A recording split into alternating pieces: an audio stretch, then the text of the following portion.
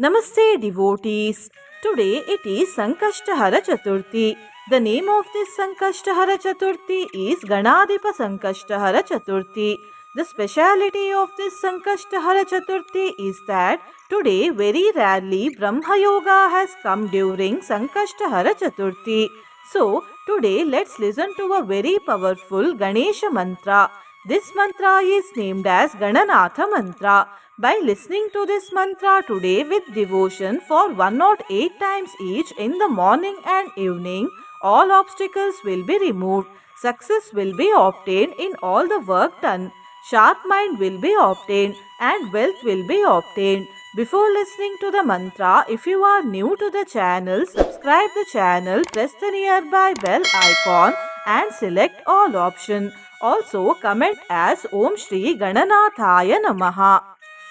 नमामि देवं गणनाथमीशं विघ्नेश्वरं विघ्नविनाशदक्षं भक्तार्तिहं भक्तविमोक्षदक्षं विद्याप्रदं वेदनिदानमाद्यं नमामि देवं गणनाथमीशं विघ्नेश्वरं विघ्नविनाशदक्षं भक्तार्तिहं भक्तविमोक्षदक्षं विद्याप्रदं वेदनिदानमाद्यं नमामि देवं गणनाथमीशं विघ्नेश्वरं विघ्नविनाशदक्षं भक्तार्तिहं भक्तविमोक्षदक्षं विद्याप्रदं वेदनिदानमाद्यं नमामि देवं गणनाथमीशं विघ्नेश्वरं विघ्नविनाशदक्षं भक्तार्तिहं भक्तविमोक्षदक्षं विद्याप्रदं वेदनिदानमाद्यं नमामि देवं गणनाथमीशं विघ्नेश्वरं विघ्नविनाशदक्षं भक्तार्तिहं भक्तविमोक्षदक्षं विद्याप्रदं वेदनिदानमाद्यं नमामि देवं गणनाथमीशं विघ्नेश्वरं विघ्नविनाशदक्षं भक्तार्तिहं भक्तविमोक्षदक्षं विद्याप्रदं वेदनिदानमाद्यं नमामि देवं गणनाथमीशं विघ्नेश्वरं विघ्नविनाशदक्षं भक्तार्तिहं भक्तविमोक्षदक्षं विद्याप्रदं वेदनिदानमाद्यं नमामि देवं गणनाथमीशं विघ्नेश्वरं विघ्नविनाशदक्षं भक्तार्तिहं भक्तविमोक्षदक्षं विद्याप्रदं वेदनिदानमाद्यं नमामि देवं गणनाथमीशं विघ्नेश्वरं विघ्नविनाशदक्षं भक्तार्तिहं भक्तविमोक्षदक्षं विद्याप्रदं वेदनिदानमाद्यं नमामि देवं गणनाथमीशं विघ्नेश्वरं विघ्नविनाशदक्षं भक्तार्तिहं भक्तविमोक्षदक्षं विद्याप्रदं वेदनिदानमाद्यं नमामि देवं गणनाथमीशं विघ्नेश्वरं विघ्नविनाशदक्षं भक्तार्तिहं भक्तविमोक्षदक्षं विद्याप्रदं वेदनिदानमाद्यं नमामि देवं गणनाथमीशं विघ्नेश्वरं विघ्नविनाशदक्षं भक्तार्तिहं भक्तविमोक्षदक्षं विद्याप्रदं वेदनिदानमाद्यं नमामि देवं गणनाथमीशं विघ्नेश्वरं विघ्नविनाशदक्षं भक्तार्तिहं भक्तविमोक्षदक्षं विद्याप्रदं वेदनिदानमाद्यं नमामि देवं गणनाथमीशं विघ्नेश्वरं विघ्नविनाशदक्षं भक्तार्तिहं भक्तविमोक्षदक्षं विद्याप्रदं वेदनिदानमाद्यम् नमामि देवं गणनाथमीशं विघ्नेश्वरं विघ्नविनाशदक्षं भक्तार्तिहं भक्तविमोक्षदक्षं विद्याप्रदं वेदनिदानमाद्यम् नमामि देवं गणनाथमीशं विघ्नेश्वरं विघ्नविनाशदक्षं भक्तार्तिहं भक्तविमोक्षदक्षं विद्याप्रदं वेदनिदानमाद्यम् नमामि देवं गणनाथमीशं विघ्नेश्वरं विघ्नविनाशदक्षं भक्तार्तिहं भक्तविमोक्षदक्षं विद्याप्रदं वेदनिदानमाद्यम् नमामि देवं गणनाथमीशं विघ्नेश्वरं विघ्नविनाशदक्षं भक्तार्तिहं भक्तविमोक्षदक्षं विद्याप्रदं वेदनिदानमाद्यम् नमामि देवं गणनाथमीशं विघ्नेश्वरं विघ्नविनाशदक्षं भक्तार्तिहं भक्तविमोक्षदक्षं विद्याप्रदं वेदनिदानमाद्यम् नमामि देवं गणनाथमीशं विघ्नेश्वरं विघ्नविनाशदक्षं भक्तार्तिहं भक्तविमोक्षदक्षं विद्याप्रदं वेदनिदानमाद्यम् नमामि देवं गणनाथमीशं विघ्नेश्वरं विघ्नविनाशदक्षं भक्तार्तिहं भक्तविमोक्षदक्षं विद्याप्रदं वेदनिदानमाद्यम् नमामि देवं गणनाथमीशं विघ्नेश्वरं विघ्नविनाशदक्षं भक्तार्तिहं भक्तविमोक्षदक्षं विद्याप्रदं वेदनिदानमाद्यम् नमामि देवं गणनाथमीशं विघ्नेश्वरं विघ्नविनाशदक्षं भक्तार्तिहं भक्तविमोक्षदक्षं विद्याप्रदं वेदनिदानमाद्यम् नमामि देवं गणनाथमीशं विघ्नेश्वरं विघ्नविनाशदक्षं भक्तार्तिहं भक्तविमोक्षदक्षं विद्याप्रदं वेदनिदानमाद्यम् नमामि देवं गणनाथमीशं विघ्नेश्वरं विघ्नविनाशदक्षं भक्तार्तिहं भक्तविमोक्षदक्षं विद्याप्रदं वेदनिदानमाद्यम् नमामि देवं गणनाथमीशं विघ्नेश्वरं विघ्नविनाशदक्षं भक्तार्तिहं भक्तविमोक्षदक्षं विद्याप्रदं वेदनिदानमाद्यम् नमामि देवं गणनाथमीशं विघ्नेश्वरं विघ्नविनाशदक्षं भक्तार्तिहं भक्तविमोक्षदक्षं विद्याप्रदं वेदनिदानमाद्यम् नमामि देवं गणनाथमीशं विघ्नेश्वरं विघ्नविनाशदक्षं भक्तार्तिहं भक्तविमोक्षदक्षं विद्याप्रदं वेदनिदानमाद्यम् नमामि देवं गणनाथमीशं विघ्नेश्वरं विघ्नविनाशदक्षं भक्तार्तिहं भक्तविमोक्षदक्षं विद्याप्रदं वेदनिदानमाद्यम्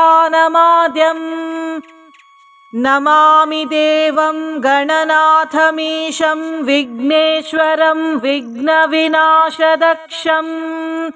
भक्तार्तिहं भक्तविमोक्षदक्षं विद्याप्रदं वेदनिदानमाद्यम् नमामि देवं गणनाथमीशं विघ्नेश्वरं विघ्नविनाशदक्षं भक्तार्तिहं भक्तविमोक्षदक्षं विद्याप्रदं वेदनिदानमाद्यम् नमामि देवं गणनाथमीशं विघ्नेश्वरं विघ्नविनाशदक्षं भक्तार्तिहं भक्तविमोक्षदक्षं विद्याप्रदं वेदनिदानमाद्यम् नमामि देवं गणनाथमीशं विघ्नेश्वरं विघ्नविनाशदक्षं भक्तार्तिहं भक्तविमोक्षदक्षं विद्याप्रदं वेदनिदानमाद्यम् नमामि देवं गणनाथमीशं विघ्नेश्वरं विघ्नविनाशदक्षं भक्तार्तिहं भक्तविमोक्षदक्षं विद्याप्रदं वेदनिदानमाद्यम् नमामि देवं गणनाथमीशं विघ्नेश्वरं विघ्नविनाशदक्षं भक्तार्तिहं भक्तविमोक्षदक्षं विद्याप्रदं वेदनिदानमाद्यम् नमामि देवं गणनाथमीशं विघ्नेश्वरं विघ्नविनाशदक्षं भक्तार्तिहं भक्तविमोक्षदक्षं विद्याप्रदं वेदनिदानमाद्यम् नमामि देवं गणनाथमीशं विघ्नेश्वरं विघ्नविनाशदक्षं भक्तार्तिहं भक्तविमोक्षदक्षं विद्याप्रदं वेदनिदानमाद्यम् नमामि देवं गणनाथमीशं विघ्नेश्वरं विघ्नविनाशदक्षं भक्तार्तिहं भक्तविमोक्षदक्षं विद्याप्रदं वेदनिदानमाद्यम् नमामि देवं गणनाथमीशं विघ्नेश्वरं विघ्नविनाशदक्षं भक्तार्तिहं भक्तविमोक्षदक्षं विद्याप्रदं वेदनिदानमाद्यम् नमामि देवं गणनाथमीशं विघ्नेश्वरं विघ्नविनाशदक्षं भक्तार्तिहं भक्तविमोक्षदक्षं विद्याप्रदं वेदनिदानमाद्यम् नमामि देवं गणनाथमीशं विघ्नेश्वरं विघ्नविनाशदक्षं भक्तार्तिहं भक्तविमोक्षदक्षं विद्याप्रदं वेदनिदानमाद्यम् नमामि देवं गणनाथमीशं विघ्नेश्वरं विघ्नविनाशदक्षं भक्तार्तिहं भक्तविमोक्षदक्षं विद्याप्रदं वेदनिदानमाद्यम् नमामि देवं गणनाथमीशं विघ्नेश्वरं विघ्नविनाशदक्षं भक्तार्तिहं भक्तविमोक्षदक्षं विद्याप्रदं वेदनिदानमाद्यम्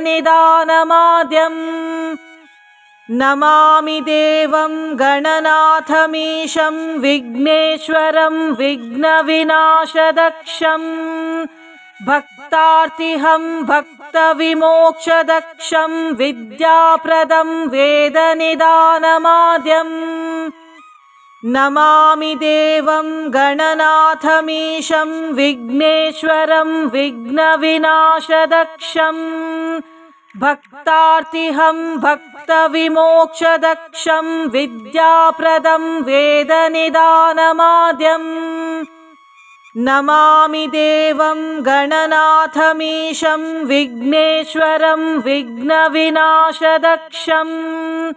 भक्तार्तिहं भक्तविमोक्षदक्षं विद्याप्रदं वेदनिदानमाद्यम् नमामि देवं गणनाथमीशं विघ्नेश्वरं विघ्नविनाशदक्षं भक्तार्तिहं भक्तविमोक्षदक्षं विद्याप्रदं वेदनिदानमाद्यम् नमामि देवं गणनाथमीशं विघ्नेश्वरं विघ्नविनाशदक्षं भक्तार्तिहं भक्तविमोक्षदक्षं विद्याप्रदं वेदनिदानमाद्यम् नमामि देवं गणनाथमीशं विघ्नेश्वरं विघ्नविनाशदक्षं भक्तार्तिहं भक्तविमोक्षदक्षं विद्याप्रदं वेदनिदानमाद्यम् नमामि देवं गणनाथमीशं विघ्नेश्वरं विघ्नविनाशदक्षं भक्तार्तिहं भक्तविमोक्षदक्षं विद्याप्रदं वेदनिदानमाद्यम् नमामि देवं गणनाथमीशं विघ्नेश्वरं विघ्नविनाशदक्षं भक्तार्तिहं भक्तविमोक्षदक्षं विद्याप्रदं वेदनिदानमाद्यम् नमामि देवं गणनाथमीशं विघ्नेश्वरं विघ्नविनाशदक्षं भक्तार्तिहं भक्तविमोक्षदक्षं विद्याप्रदं वेदनिदानमाद्यम् नमामि देवं गणनाथमीशं विघ्नेश्वरं विघ्नविनाशदक्षं भक्तार्तिहं भक्तविमोक्षदक्षं विद्याप्रदं वेदनिदानमाद्यम् नमामि देवं गणनाथमीशं विघ्नेश्वरं विघ्नविनाशदक्षं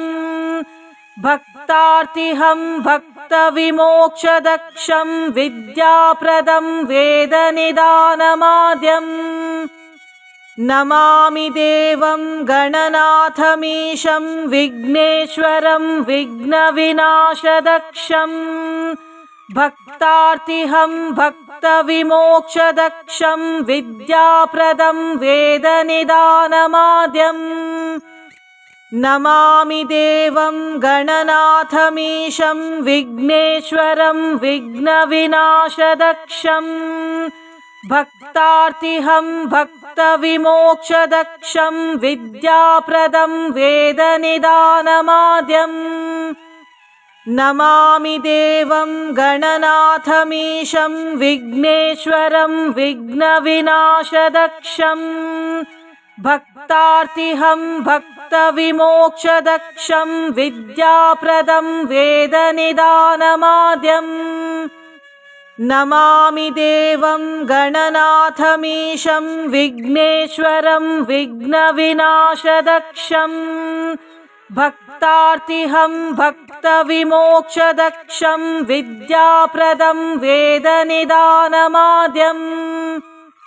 नमामि देवं गणनाथमीशं विघ्नेश्वरं विघ्नविनाशदक्षं भक्तार्तिहं भक्तविमोक्षदक्षं विद्याप्रदं वेदनिदानमाद्यम् नमामि देवं गणनाथमीशं विघ्नेश्वरं विघ्नविनाशदक्षं भक्तार्तिहं भक्तविमोक्षदक्षं विद्याप्रदं वेदनिदानमाद्यम् नमामि देवं गणनाथमीशं विघ्नेश्वरं विघ्नविनाशदक्षं भक्तार्तिहं भक्तविमोक्षदक्षं विद्याप्रदं वेदनिदानमाद्यम् नमामि देवं गणनाथमीशं विघ्नेश्वरं विघ्नविनाशदक्षं भक्तार्तिहं भक्तविमोक्षदक्षं विद्याप्रदं वेदनिदानमाद्यम् नमामि देवं गणनाथमीशं विघ्नेश्वरं विघ्नविनाशदक्षं भक्तार्तिहं भक्तविमोक्षदक्षं विद्याप्रदं वेदनिदानमाद्यम् नमामि देवं गणनाथमीशं विघ्नेश्वरं विघ्नविनाशदक्षं भक्तार्तिहं भक्तविमोक्षदक्षं विद्याप्रदं वेदनिदानमाद्यम् नमामि देवं गणनाथमीशं विघ्नेश्वरं विघ्नविनाशदक्षं भक्तार्तिहं भक्तविमोक्षदक्षं विद्याप्रदं वेदनिदानमाद्यम् नमामि देवं गणनाथमीशं विघ्नेश्वरं विघ्नविनाशदक्षं भक्तार्तिहं भक्तविमोक्षदक्षं विद्याप्रदं वेदनिदानमाद्यम् नमामि देवं गणनाथमीशं विघ्नेश्वरं विघ्नविनाशदक्षं भक्तार्तिहं भक्तविमोक्षदक्षं विद्याप्रदं वेदनिदानमाद्यम् नमामि देवं गणनाथमीशं विघ्नेश्वरं विघ्नविनाशदक्षं भक्तार्तिहं भक्तविमोक्षदक्षं विद्याप्रदं वेदनिदानमाद्यम् नमामि देवं गणनाथमीशं विघ्नेश्वरं विघ्नविनाशदक्षं भक्तार्तिहं भक्तविमोक्षदक्षं विद्याप्रदं वेदनिदानमाद्यम् नमामि देवं गणनाथमीशं विघ्नेश्वरं विघ्नविनाशदक्षं भक्तार्तिहं भक्तविमोक्षदक्षं विद्याप्रदं वेदनिदानमाद्यम् नमामि देवं गणनाथमीशं विघ्नेश्वरं विघ्नविनाशदक्षं भक्तार्तिहं भक्तविमोक्षदक्षं विद्याप्रदं वेदनिदानमाद्यम् नमामि देवं गणनाथमीशं विघ्नेश्वरं विघ्नविनाशदक्षं भक्तार्तिहं भक्तविमोक्षदक्षं विद्याप्रदं वेदनिदानमाद्यम् नमामि देवं गणनाथमीशं विघ्नेश्वरं विघ्नविनाशदक्षं भक्तार्तिहं भक्तविमोक्षदक्षं विद्याप्रदं वेदनिदानमाद्यम् नमामि देवं गणनाथमीशं विघ्नेश्वरं विघ्नविनाशदक्षं भक्तार्तिहं भक्तविमोक्षदक्षं विद्याप्रदं वेदनिदानमाद्यम् नमामि देवं गणनाथमीशं विघ्नेश्वरं विघ्नविनाशदक्षं भक्तार्तिहं भक्तविमोक्षदक्षं विद्याप्रदं वेदनिदानमाद्यम् नमामि देवं गणनाथमीशं विघ्नेश्वरं विघ्नविनाशदक्षं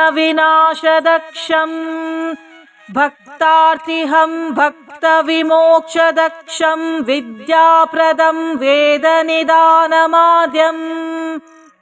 नमामि देवं गणनाथमीशं विघ्नेश्वरं विघ्नविनाशदक्षं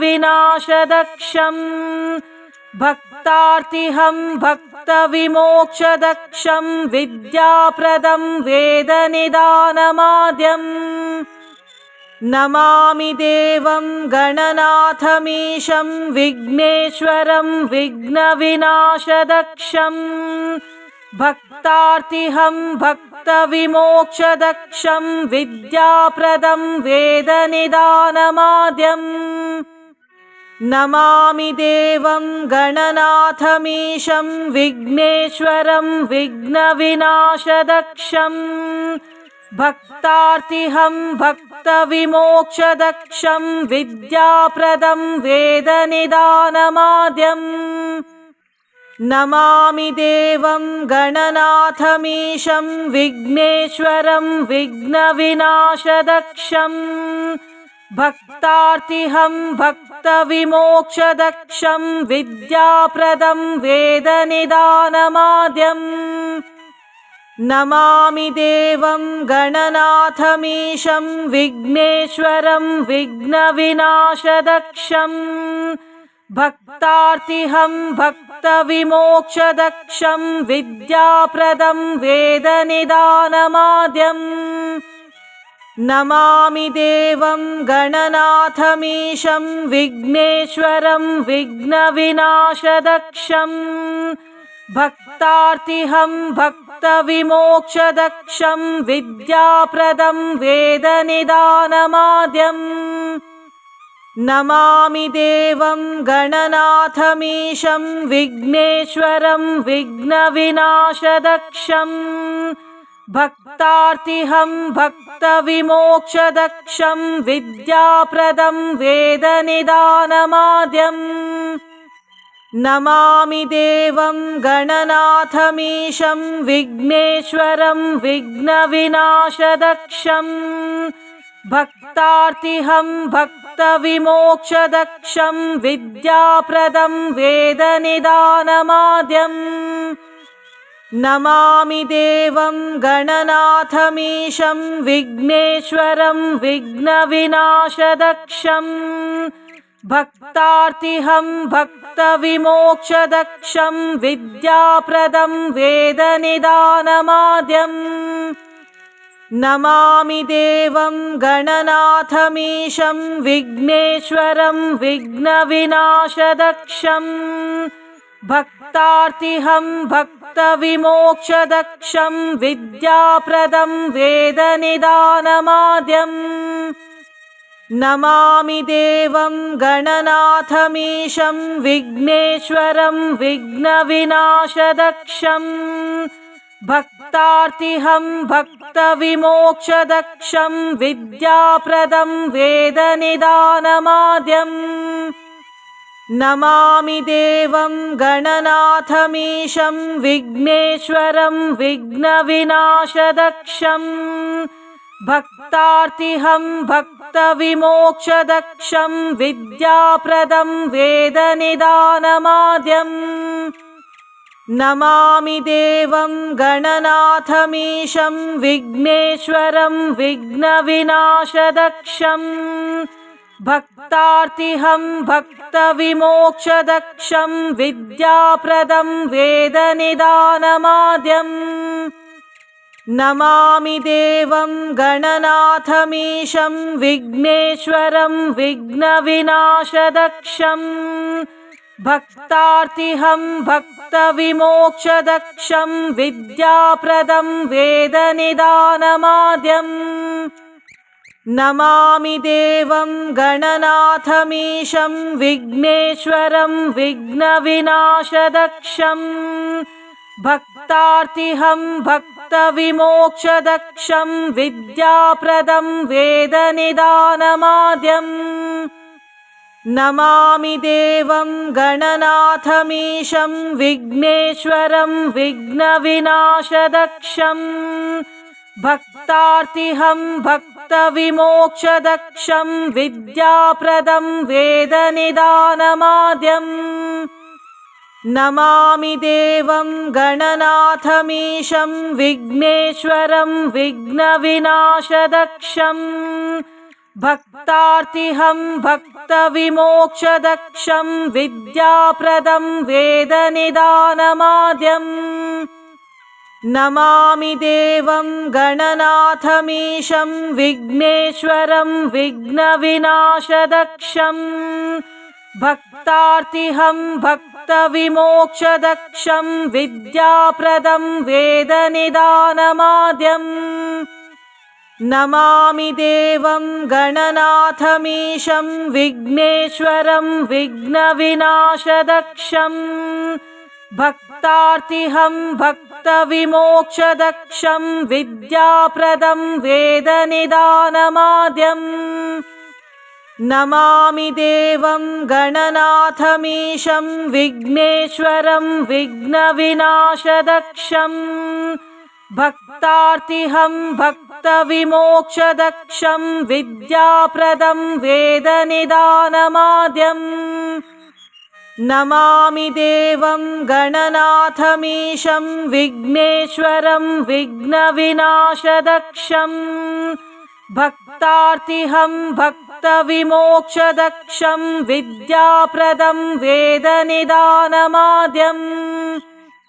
नमामि देवं गणनाथमीशं विघ्नेश्वरं विघ्नविनाशदक्षं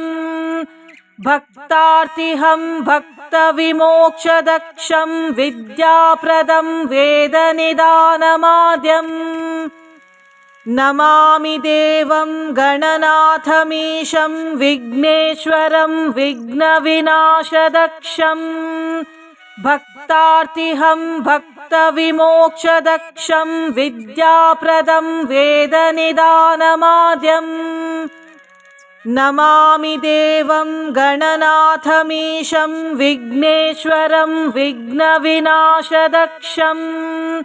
भक्तार्तिहं भक्तविमोक्षदक्षं विद्याप्रदं वेदनिदानमाद्यम्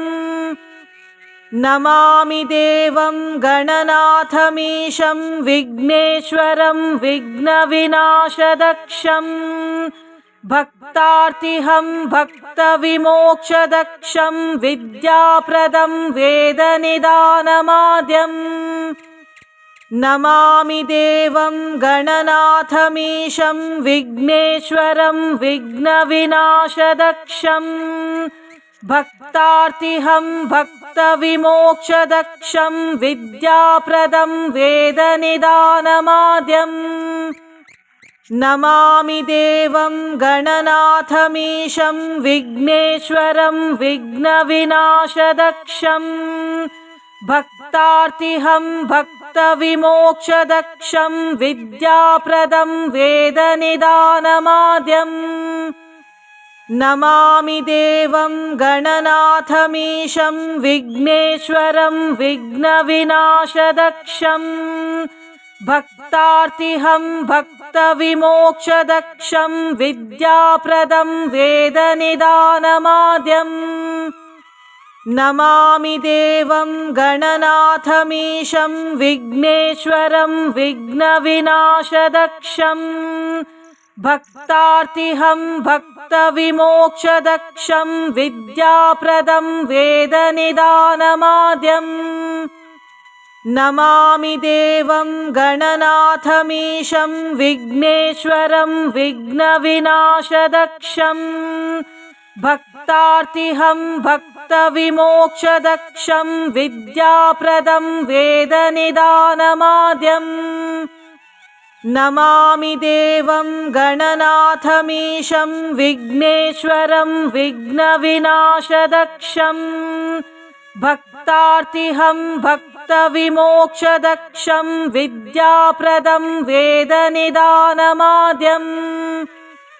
नमामि देवं गणनाथमीशं विघ्नेश्वरं विघ्नविनाशदक्षं भक्तार्तिहं भक्तविमोक्षदक्षं विद्याप्रदं वेदनिदानमाद्यम्